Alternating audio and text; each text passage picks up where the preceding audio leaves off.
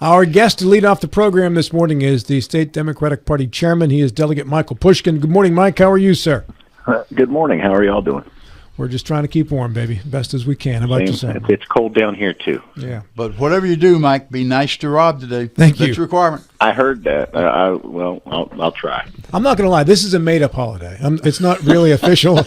It doesn't pertain to other shows around the country. It's just here. But you had John and myself believing it, Rob. Remember, it's how you sell the idea. Yeah. It's not the validity of it, Bill. It's how you sell it. Well, give me the $25 back then. I don't have change. Mike, we got some serious issues to discuss here. First and foremost, before we get into how we replace the delegate out of the 91st, let's talk about the inauguration of a new governor in Patrick Morrissey. And were you in attendance, Mike? I was in attendance at the swearing-in ceremony, the ceremonial swearing-in. Of course, the real swearing-in is at midnight on the day at the start of that day. But I was at the ceremonial swearing-in on the north steps of the Capitol, and I even attended some of the festivities later that evening. So yes, I was in attendance. Very good. What did you think of Governor Morrissey's remarks? Yeah, I'll start with saying there are a lot of things that I believe everybody can agree with, yet we should always be competitive with other states, especially surrounding states. And, of course, we've all got to come together to really do some serious work in combating the drug epidemic in this state. I will also say that I could do without some of the divisive rhetoric that he just feels the need to always throw in there. The campaign season's over. I just think he was elected to be governor as governor of the entire state. And personally, I'd like to see him, drop the divisive rhetoric. Which part of it did you feel was divisive rhetoric, Mike? Oh, saying that children are being brainwashed in our schools. I mean, I went to a public school. Most of my friends went to public schools. We were not brainwashed. I don't believe my friends' children who are in public schools are being brainwashed. I know some teachers who would like to be able to brainwash their kids to do their homework, but I don't know of any brainwashing. The only brainwashing I see is some coming from certain media outlets and other politicians that are able to brainwash people into thinking they're better served by a party that's bought and paid for by the wealthiest 1%. I like the way you throw those shots in there. Nothing divisive there. Well, I mean, if you think that, if you think tax cuts for billionaires are going to trickle down into your pocket, well, someone's done a little work on you because it's just not happening. We can come back to that in a moment, and when I put up the questions to John and to Bill, we may indeed revisit some of those, but I want to get a few other things in before we run out of time in the segment, and that is the work of replacing the delegate in the 91st, and which party will lay claim to that seat. This, of course, the Joe DeSoto seat, elected as a Democrat, as a Republican, quickly switched to Democrat. Yeah. Go ahead. Yeah, quickly switched to Democrat right after the troubles began, so to speak. Where are you and your party on replacing that seat? Well, back on the first day of session, of course, he and several other delegates didn't show up on the first day of session. Of course, Joseph DeSoto was not there. Like I said, several other delegates were not there. At the end of the session, after the former governor, Justice, gave his farewell address, we reconvened and took up House Resolution 4.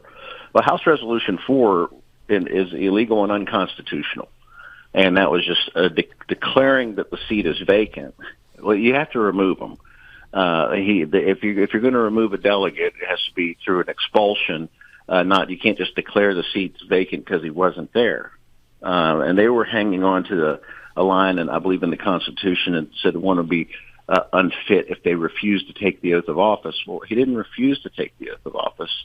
The other delegates who weren't there did not refuse to take the oath of office. He wasn't there to take the oath of office. There's a big difference. There was no evidence of refusal.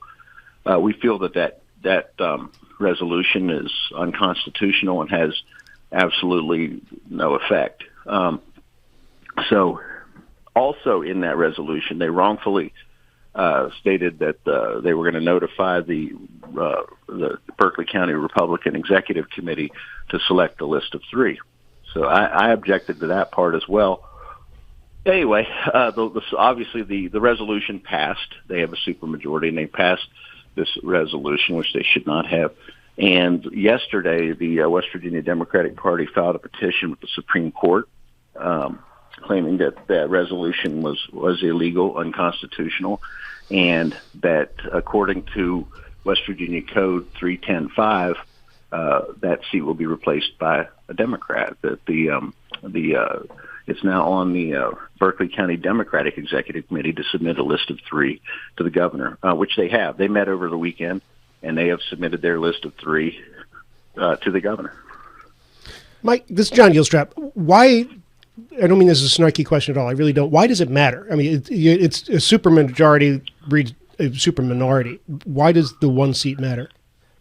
Well, the law matters, and they passed this law several years ago after I thought was a bad Supreme Court decision. I think you'll remember when Senator Daniel Hall switched parties and then resigned.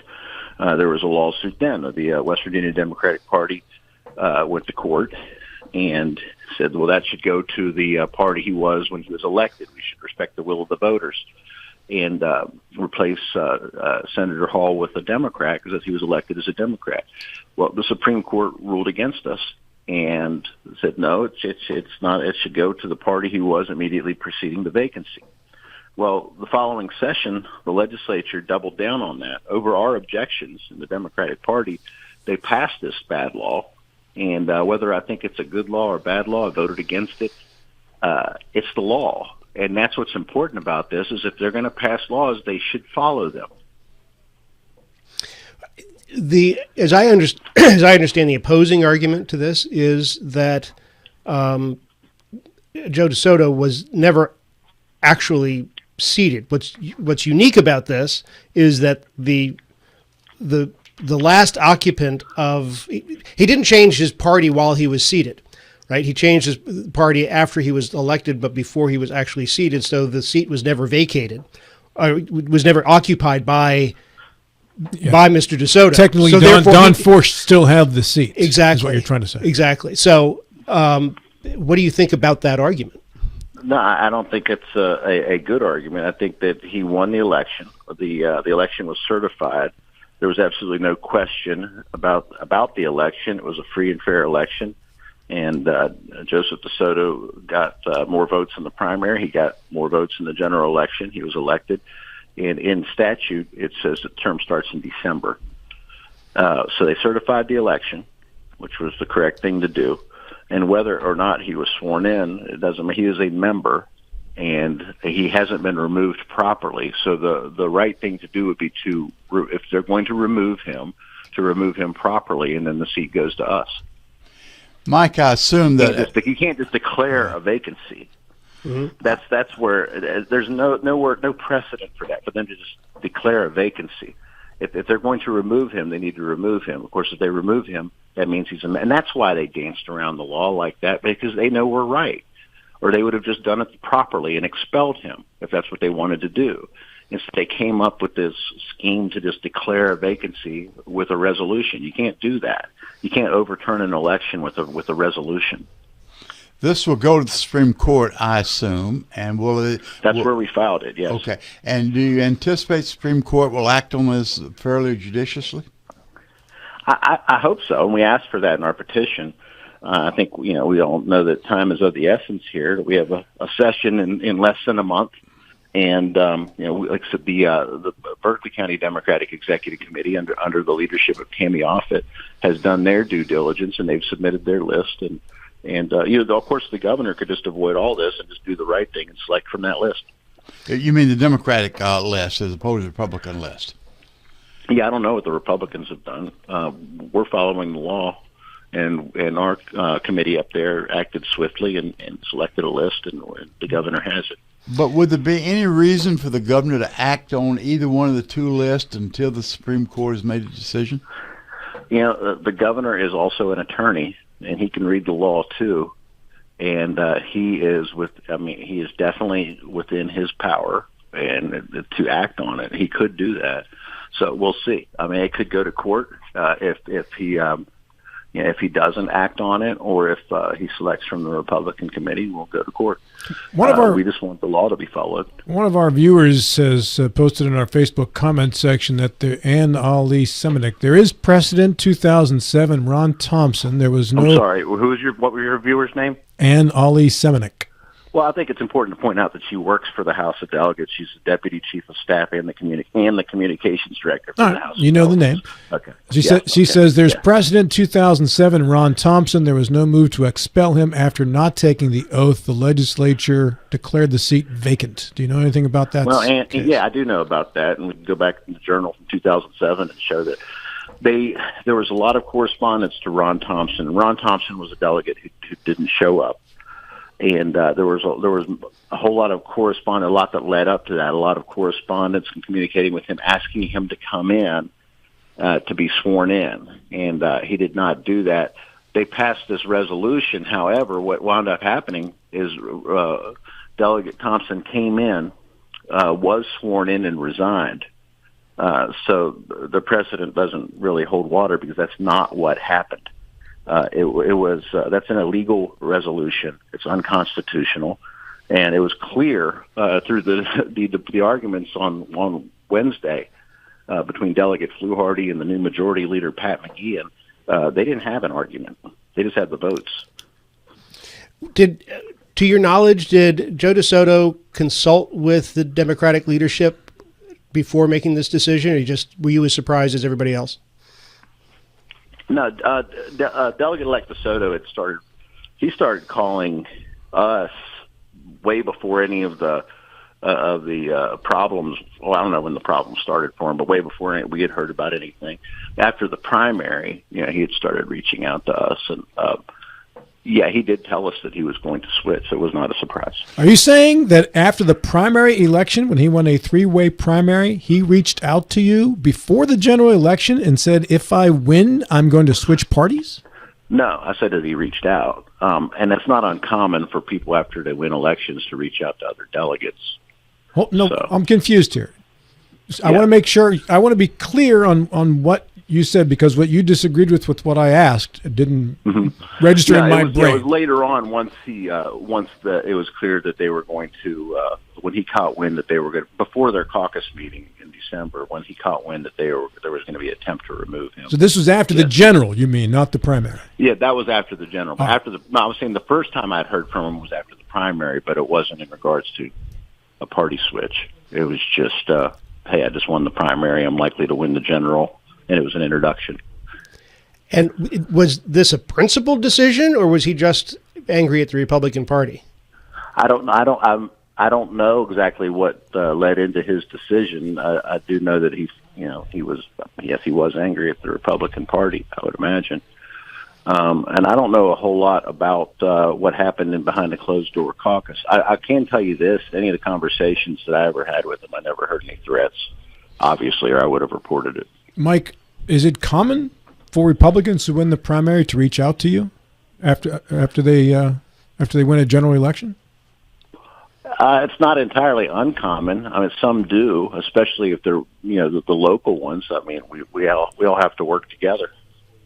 And in regards to switching parties, did he bring that up? Honestly, I think he was feeling a bit isolated from his own party, to start reaching out to us.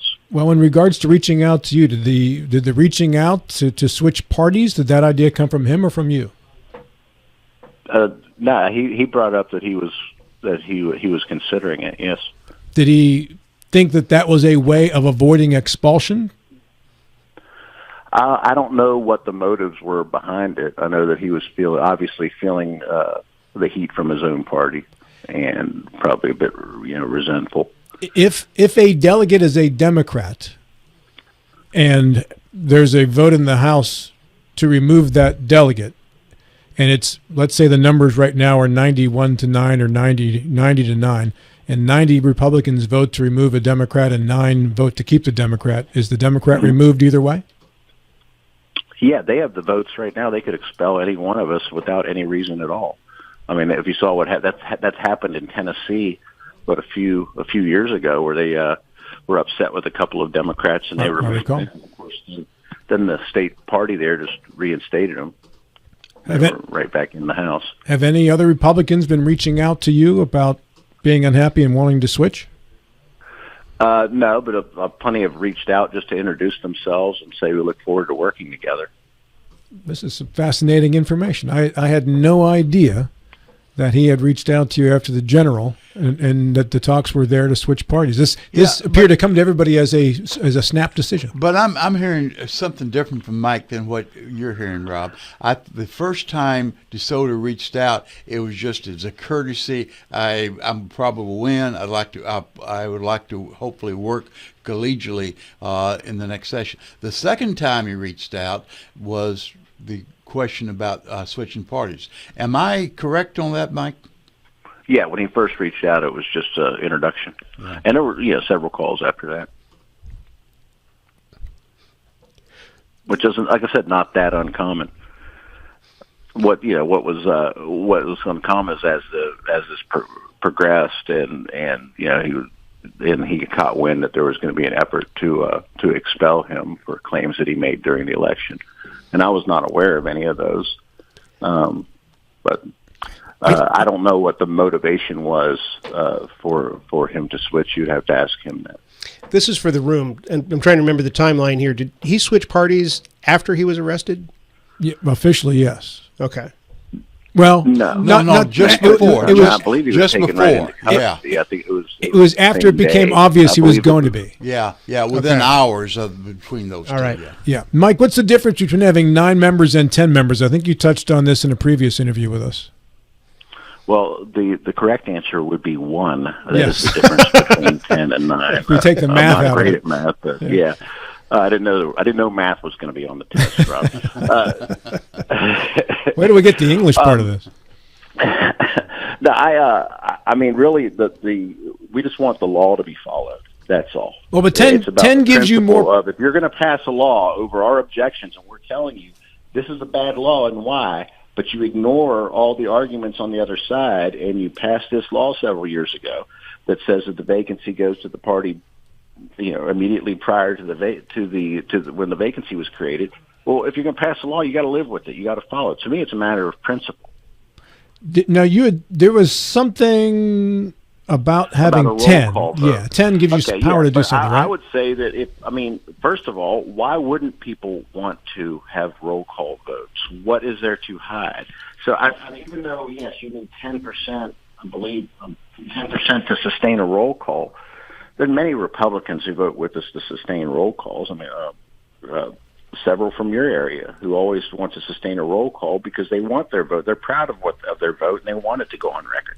I can't imagine, them having that much of a disdain for transparency that they would want to hide their votes on questions on the floor of the House or in committee. So I believe we'll be able to sustain roll calls regardless. Because if you're voting for something, you should be proud of it. But you should want your constituents to know how you vote on things. I agree. So there's that. But no, to me, it's about principle. But as a practical matter, aren't roll calls used as a parliamentary tactic by the minority to slow down stuff they don't like? It doesn't really slow things down when you have especially if you're on the floor and you have a voting machine, like a machine that counts it. It's more about transparency, letting people know how people voted on things. Didn't John Overington get a bill passed some years ago that made everybody's vote transparent? Yeah, John worked but that's for on a bill. It used to be where they didn't have roll call votes on the final passage of a bill. Now we do, and I'm glad. I would have, had I been there at the time, I would have voted with John Overton on that. I'm all for transparency, and there were several things that I would agree with him on over the years. Yeah, he was also for having an independent redistricting commission. Of course, he dropped that idea once the Republicans got the majority. So I guess that value and principle was a bit situational for Mr. Overton. I still support an independent redistricting commission, but that's a whole other issue.